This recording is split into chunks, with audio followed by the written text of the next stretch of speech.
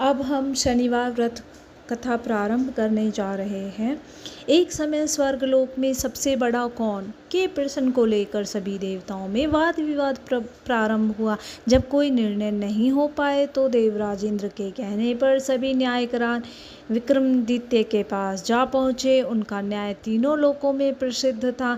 देवताओं की बात सुनकर राजा विक्रमादित्य भी परेशान हो उठे, क्योंकि सभी देवता अपनी अपनी शक्तियों के कारण महान शक्तिशाली थे। किसी को भी छोटा या बड़ा कह देने से उनके क्रोध के प्रकोप से भयंकर हानि पहुंच सकती थी। तभी राजा विक्रमादित्य को एक उपाय सूझा और उन्होंने विभिन्न धातुओं स्वर्ण, रजत, कांसा, ताम्र, सीसा, रांगा, जस्ता, अभर्क व लोहे के 9 आसन बनवाए। धातुओं के गुणों के अनुसार सभी आसनों को एक दूसरे के पीछे रखवाकर उन्होंने देवताओं को अपने अपने सिंहासन पर बैठने को कहा। सब देवताओं के बैठने के बाद राजा विक्रमादित्य ने कहा, आपका निर्णय तो स्वयं हो गया। जो सबसे पहले सिंहासन पर विराजमान है वही सबसे बड़ा है। राजा विक्रमादित्य के इस निर्णय को सुनकर शनि देवता ने सबसे पीछे के आसन पर बैठने के कारण अपने को छोटा जानकर क्रोधित होकर कहा, राजन, तुमने मुझे सबसे पीछे बिठाकर मेरा अपमान किया है।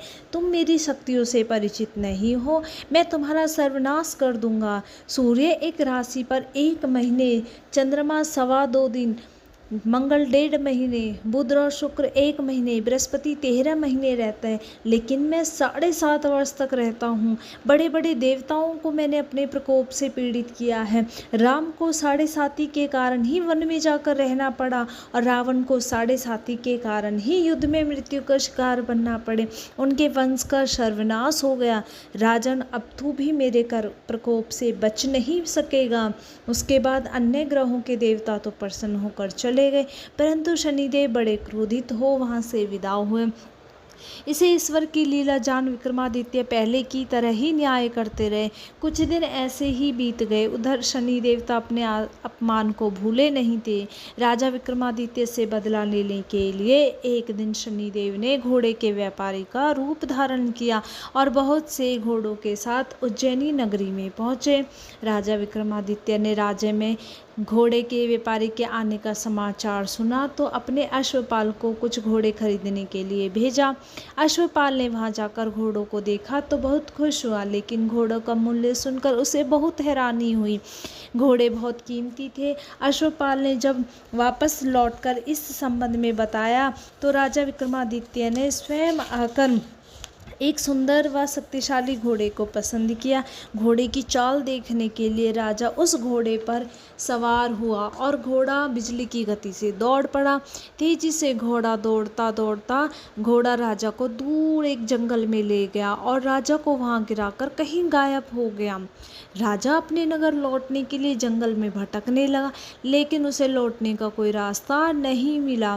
राजा को भूख प्यास लगाई। काफ़ी देर भटकने के बाद उसे एक चरवाहा मिला। राजा ने उससे पानी मांगा। पानी पीकर राजा ने उस चरवाहे को अपनी अंगूठी दे दी। फिर उससे रास्ता पूछकर वह जंगल से निकलकर पास के नगर में पहुंचा। राजा ने एक सेठ की दुकान पर बैठकर कुछ देर आराम किया। उस सेठ ने राजा से बातचीत की तो राजा ने उसे बताया कि मैं उज्जैनी नगरी से आया हूँ। राजा के कुछ देर दुकान पर बैठने से सेठ की बहुत बिक्री हुई। सेठ ने राजा को बहुत भाग्यवान समझा और खुश होकर उसे अपने घर भोजन के लिए ले गया। सेठ के घर में सोने का एक हार खूंटी पर लटका हुआ था। राजा को उस कमरे में छोड़कर सेठ कुछ देर के लिए बाहर गया। तभी आश्चर्यजनक घटना घटी। राजा के देखते देखते सोने के उस हार को खूंटी निगल गई। सेठ ने कमरे में लौटकर हार को गायब देखा तो चोरी का संदेह राजा पर ही किया, क्योंकि उस कमरे में राजा अकेला बैठा था। सेठ ने अपने नौकरों से कहा कि इस परदेसी को रस्सियों से बांधकर राजा के नगर के राजा के पास ले चलो। राजा ने विक्रमादित्य से हार के बारे में पूछा तो उसने बताया कि उसके देखते ही देखते खूंटी ने हार को निगल लिया था। इस पर राजा ने क्रोधित होकर चोरी करने के अपराध में विक्रमादित्य के हाथ पैर काटने का आदेश दे दिया।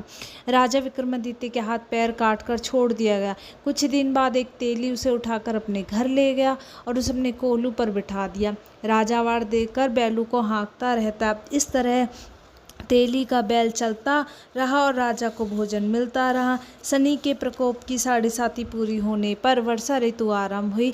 राजा विक्रमादित्य एक रात मेघ मल्हार गा रहा था, तभी नगर की राजकुमारी मोहिनी रथ पर सवार उस तेली के घर के पास से गुजरी।